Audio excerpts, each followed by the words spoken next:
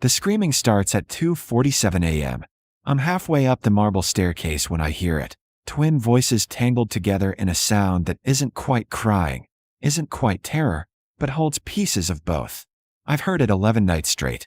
11 nights of Mr. Callahan racing past my door, his face gray with exhaustion. 11 nights of doctors and specialists and sleep consultants leaving with sympathetic shrugs and hefty invoices. Tonight, I don't wait for permission. I push open the nursery door. Mr. Callahan stands between two cribs, bouncing 4-year-old Emma while her twin brother Liam screams from the other side. Both children are soaked with sweat, their eyes wide but unseeing, locked in whatever nightmare holds them. Please, Mr. Callahan whispers. Not to me. To God maybe. To anyone who might listen. Please stop. They don't stop. I cross the room. I don't ask. I simply begin to hum. Low, rhythmic, a melody that's been living in the back of my throat since I found the music box hidden in the nursery closet 3 days ago. The effect is immediate. Liam screams catch. Stutter. Stop. Emma's body relaxes against her father's chest. Both children turn toward me like flowers toward sun. What? Mr. Callahan starts. I keep humming. Then, softly, I add words. Hush now, moonlight. Hush now, star. Mama's watching where you are. Mr. Callahan's face drains of color. How do you know that song? I meet his eyes over his daughter's head. The music box. In the closet. Behind the winter blankets. That's impossible. I fear that away. After Rachel, his voice breaks. After the accident, I got rid of everything. Someone kept it. I say quietly. Someone knew they'd need it. 6 weeks earlier, the Callahan estate sits on 40 acres outside Greenwich, Connecticut. Glass and steel and money that doesn't whisper, it shouts. I stand in the circular driveway with my single suitcase, my reference letters, and the weight of 2 years since I'd buried my own son. The household manager, Mrs. Perry, greets me with the brisk efficiency of someone who's hired 12 people in 6 months. You're the 14th applicant we've interviewed. The others didn't last. Why not? The twins. She sighs. Since their mother died 18 months ago, they've been difficult. Mr. Callahan has tried everything. Nannies, therapists, sleep specialists. Nothing helps. I know about difficult children. I know about grief that has no language. I know about 4-year-olds who scream because words aren't big enough for the hole in their world. I know because my Marcus was 6 when the leukemia took him. 6 years of bedtimes and lullabies and holding him through pain I couldn't fix. I'll stay, I tell Mrs. Perry. As long as they need me. She looks at me with something like pity. That's what the others said. James Callahan is 42 and looks 60. Tech billionaire. Self-made. The kind of success story magazines love, until tragedy makes them interesting in a different way. He barely glances at me during our first meeting. Mrs. Perry will show you the routine. The twins eat at specific times. They have therapy Tuesdays and Thursdays. They don't sleep through the night. What do they need? I ask. The question seems to surprise him. What? Not therapy or schedules. What do they need? His jaw tightens. If I knew that, I wouldn't need you. Fair enough. I meet Emma and Liam at dinner. They sit at a table designed for children, but built from materials worth more than my car. Emma arranges her food in careful patterns, peas in a line, chicken in a square. Liam doesn't eat at all, just stares at his plate like it might contain answers. Hello, I say, sitting across from them.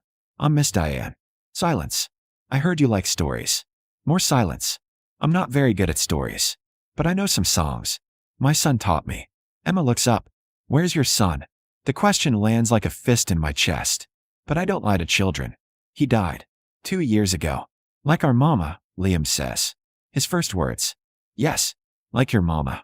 Does it stop hurting? Emma asks. I choose truth over comfort. No, sweetheart. But it changes. Becomes something you can carry. Emma nods like this makes perfect sense. Liam pushes his plate away. Mama used to sing. What did she sing? He shrugs. But something in his face opens slightly. A crack in the armor. The first night scream comes at 1:23 a.m. I hear Mr. Callahan's footsteps, then the murmur of his voice trying to soothe. The crying doesn't stop. It builds, not tantrum crying, but grief crying. The kind that has no bottom. I stay in my room. Not my place. Not yet. But I hear it. And I remember. Marcus used to scream too. In the hospital. At home during the worst months. screaming because his body hurt and his world made no sense, and 4-year-olds shouldn't have to understand mortality. I used to sing to him. Lullabies, pop songs, hymns, anything to fill the space between pain and sleep. Sometimes it helped. Sometimes nothing helped. By week 2, I've learned the patterns. Emma talks to her mother's photograph every morning. Liam won't eat anything white. The color of hospital walls, maybe.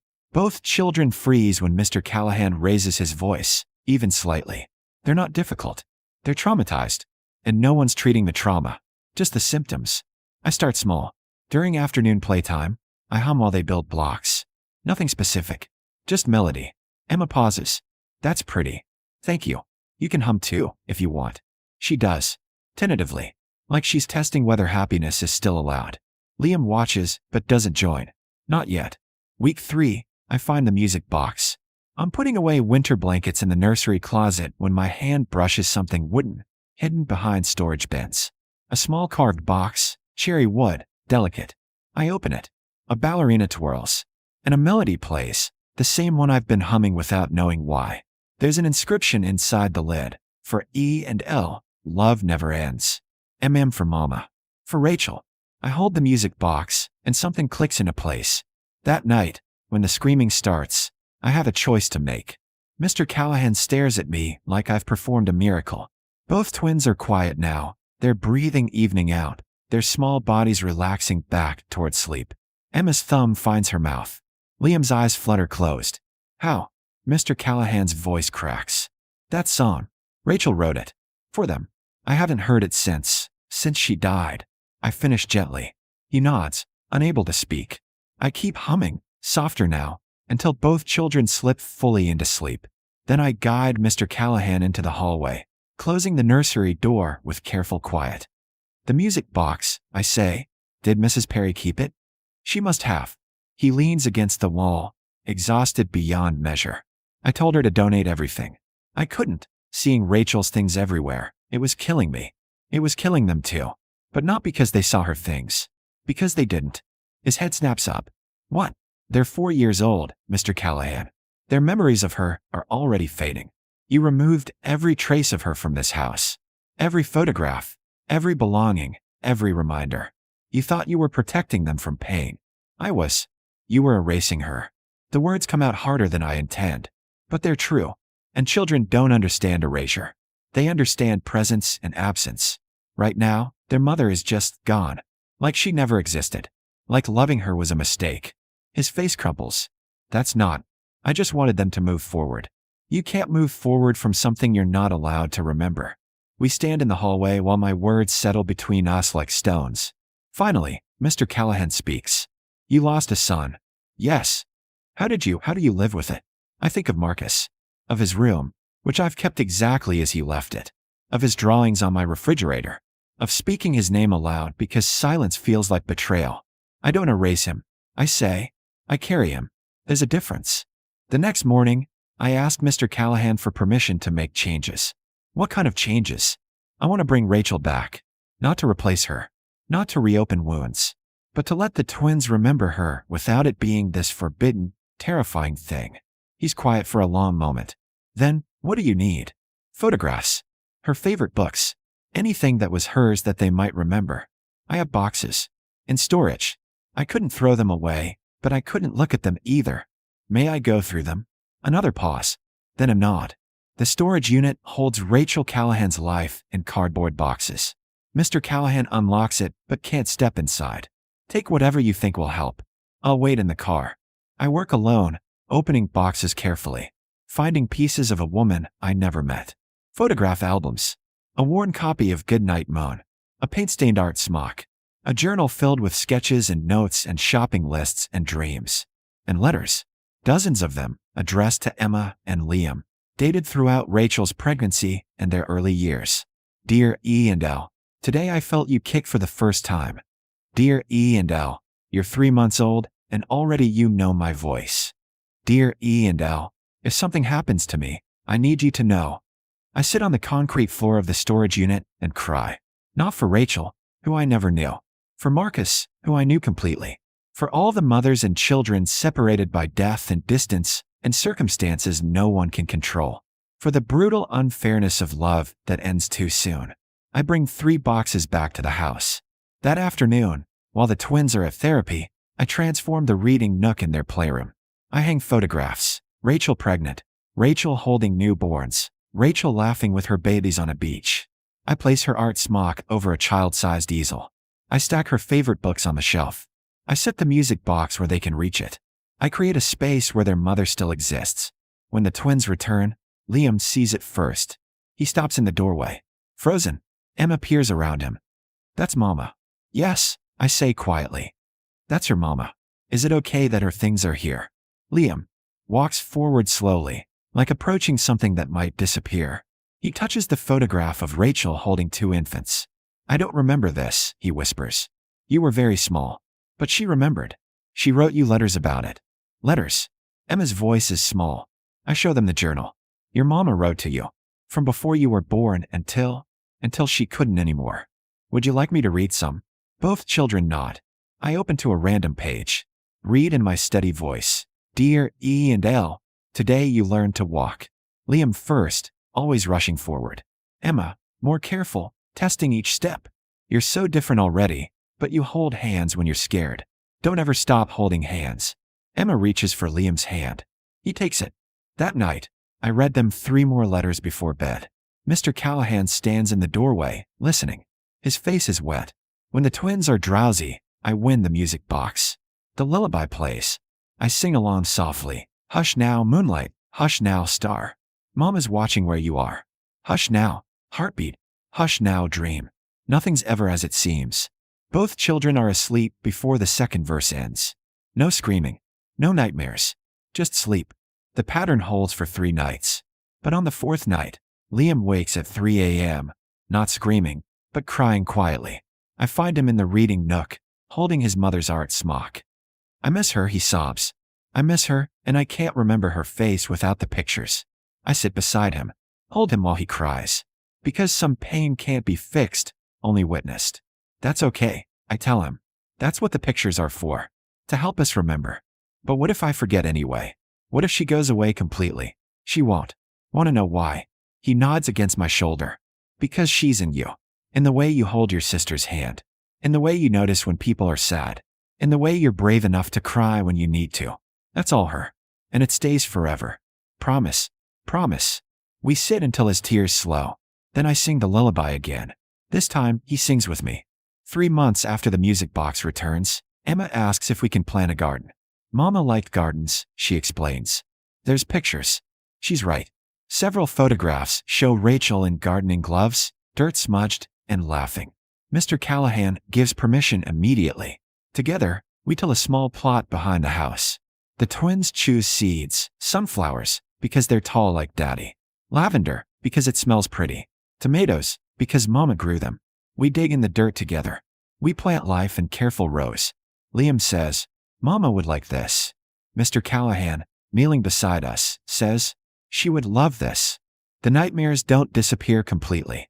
Some nights, Emma wakes crying. Some nights, Liam can't fall asleep at all. But now we have tools. We have the music box and Rachel's letters, and the reading nook full of memories.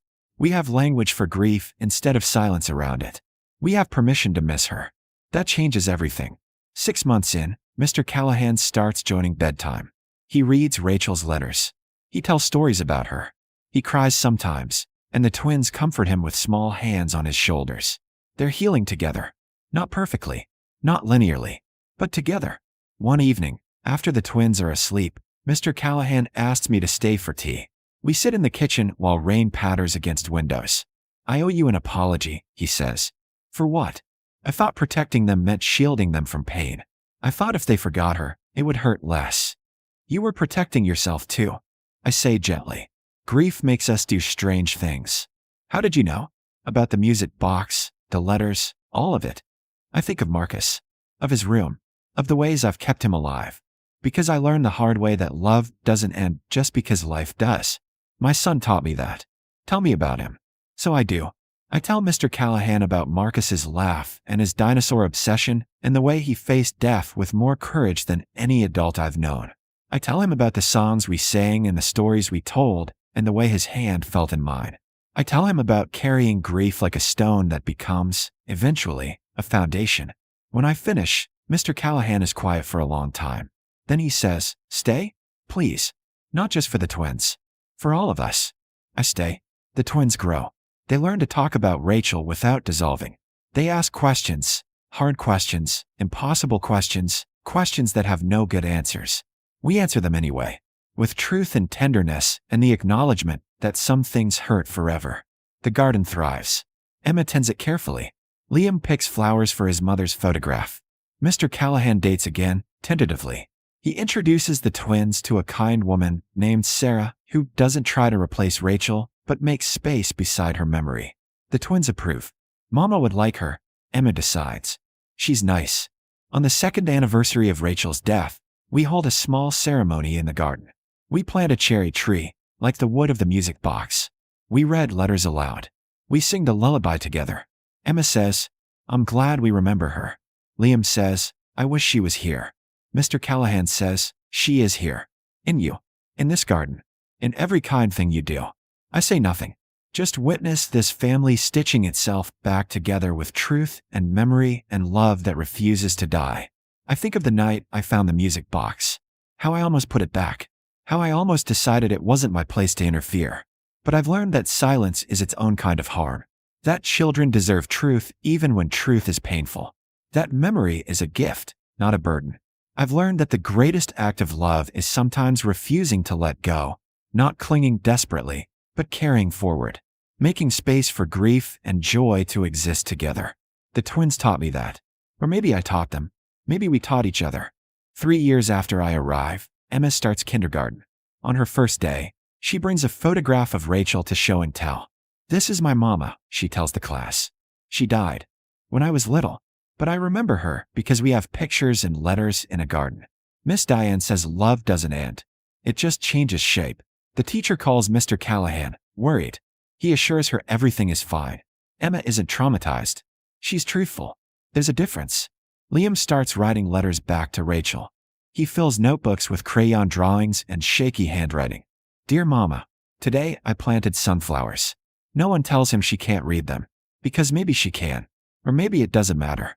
What matters is he's processing grief in his own way, at his own pace, without shame or silence. Mr. Callahan marries Sarah when the twins are 7. Rachel's photograph sits on the mantel during the ceremony. The twins carry flowers from their mother's garden. "Is it okay to be happy?" Emma asks me the night before the wedding. "Yes, sweetheart. Your mama would want you to be happy. But I miss her." You can miss her and be happy. Both things can be true. She thinks about this, then nods. Like how it rains and the sun shines sometimes. At the same time. Exactly like that. I still sing the lullaby. Not every night anymore. The twins are older, steadier, sleeping through most nights. But sometimes, when storms rage or nightmares strike or grief rises up unexpectedly, I sit between their beds and sing. "Hush now, moonlight. Hush now, star." And they sing with me now. Because it's not my song or Rachel's song. It's their song. Their inheritance. Their proof that love survives. On what would have been Rachel's 45th birthday, we release balloons in the garden. Each balloon carries a message. We love you. We remember you. We're okay. They rise into a perfect blue sky while we watch. Liam says, "Do you think she sees them?" "I think love finds a way," Mr. Callahan says. "Whether we understand how or not." People ask me how I help the Callahan family. They want techniques, strategies, a formula for healing traumatized children. But there is no formula. There's only truth, and presence, and the courage to name pain instead of hiding from it. I didn't fix them, I tell people. I just gave them permission to remember, to grieve, to love someone who isn't here anymore. Sometimes that's enough. Sometimes it's everything. I keep Marcus's picture on my bedside table. I still talk to him. Still tell him about my days. Still sing him lullabies he can't hear.